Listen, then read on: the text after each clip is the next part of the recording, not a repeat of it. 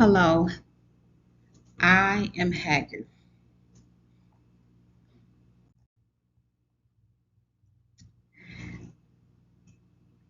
I'm Hagar, but I am Marika Spencer.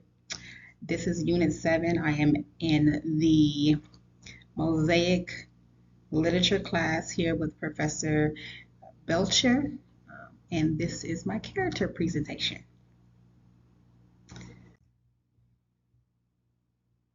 I am Hagar. So I'm going to give you an introduction into my life, the summary of my life, the lessons that are learned from my life, and some final tips and takeaways.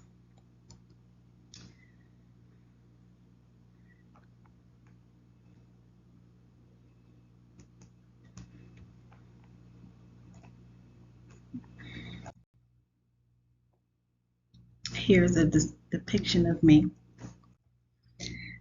Elroy, the God who sees me.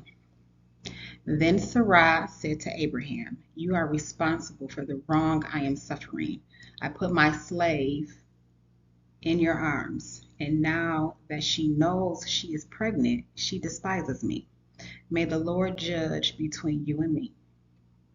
The question is, did Sarah bring forth her own suffering due to her own impatience with God and his timeline? So let's take a look into my life. I am an Egyptian slave that was given to Sarai or Sarah and Abram or Abraham in Egypt when they came to visit during the famine. I was not a free woman. I was a trusted slave servant to Sarah. Now, if we dive back into when Sarai and Abraham came to visit Egypt during the famine, Abraham wasn't even truthful with Pharaoh and his people because he disguised Sarai as his sister and not his wife because Abraham was in fear that the Egyptian people would try to take Sarah or Sarai due to her beauty. Sarah or Sarai was childless, and she became impatient with God and what God had for her and Abraham or Abram. So instead, after they received me, a slave, she instructed me to go lay down with her husband, Abram, to bear them a child because she was unable to get pregnant. When I did become pregnant, Sarai was rude and she was spiteful against me. I did end up having a son by the name of Ishmael after I ran away. And the Lord angel came to me and told me to go back to Sarai and Abraham and told me that he saw me. He was the God he saw my suffering. He saw my pain. He saw the hurt that I was dealing with. I was obedient to my masters, Sarai and Abraham. But yet here I am suffering because I did something that she asked me to do or asked of me. And I'm still suffering despite the fact that I was there in the time of need. So Sarah did become harsh towards me and she was cruel.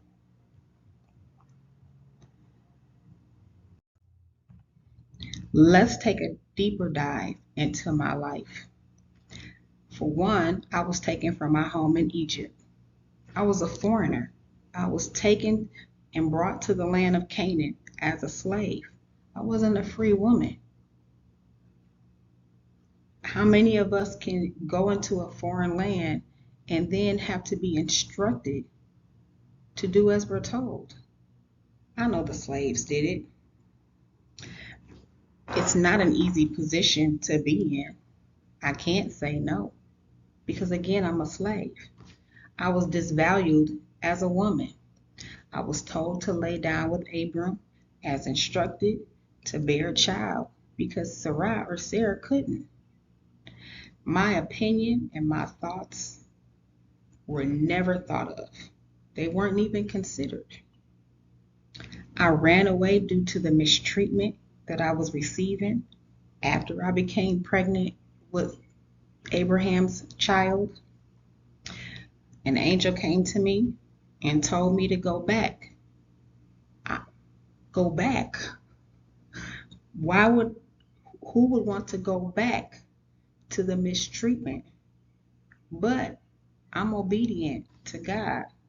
And I believed when the Lord sent his angel to me to instruct me to go back, I was going to be obedient to God and his word. He told me that God said that I would bear a son and to name him Ishmael. And I did. I went back as instructed to Sarai or Sarah and Abram. I bore a child, and his name was Ishmael. God blessed Ishmael, and he promised Abraham after Abraham went to him in distress and crying about the fact that he wanted Ishmael, our son, to still be an heir of his a descendant. He's a descendant of Abraham, so he wanted him to have all of the blessings of any of his child that would have been with Sarah or Sarai and him. But God did promise him that Ishmael, our son, would still be of a birth a great nation, and he would father 12 rulers. That's a blessing. So even in the midst of all of the turmoil and the struggle, God still saw me. He still saw me, a poor slave Egyptian woman. The lessons that can be learned from this. You can learn a lot from me. I was resilient, I was faithful, brave, and obedient as God instructed. Even to take it back, God is always there. He is always fighting for the oppressed. Even when we try to escape, God is still there. She had worth, but that worth was not because of who she was, but because of the child inside her, inside me. My obedience and my sacrifice, I was still able to have a child that would still be blessed by God. I wasn't married. I didn't have anyone. I was alone. Again, I was a foreigner, a slave. And finally, God saw me. I was the first to give God his name, Elroy, the God who sees me. And the God who sees me and he sees you.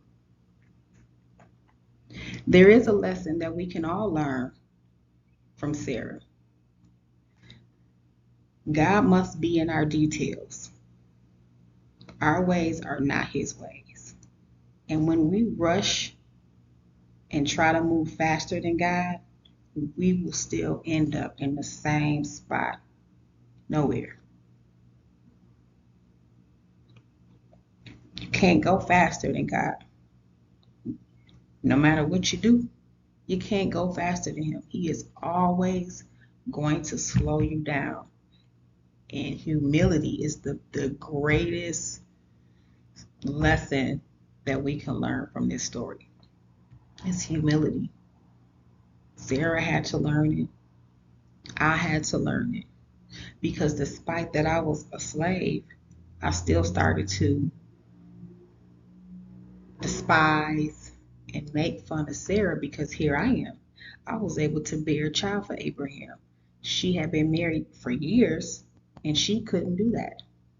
But it wasn't my place to down her or mistreat her for a misfortune that she had, just like it wasn't her place to down me and degrade me for something I was asked to do and I did. So, some final tips and takeaways from me, my story. Me and my child Ishmael survived. We adapted, and we met God in a place of painful endurance, just as Israel did in Babylon. Both Sarah and I could have been more compassionate again with one another in regards to our situation, and Abraham could have been a better leader to his household, to Sarah as his wife, and showcased his beliefs in God's promises. Because again, God had already promised him that Sarah, he would have a son, he would have an heir. And when Sarah came to him, giving me to him, he should have said, no, we're going to be faithful and we're going to stand on God's words. We all have a little bit of Sarah in me, in us. There's bravery and impatience, because we can all be impatient sometimes. We're not perfect.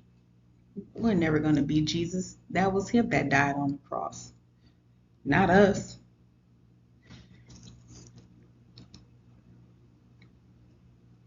Be like me and be brave. Love God, be obedient, even when at the moment it does not feel like the right thing to do. Remember, God has already prepared a way for us. Even when the land seems strange, God has already prepared the way. So trust and believe in him. Believe in yourself. Be obedient.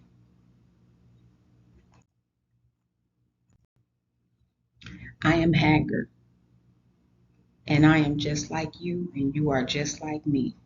We are strong, we are resilient, we are brave, and although we may suffer, God still sees us. Thank you.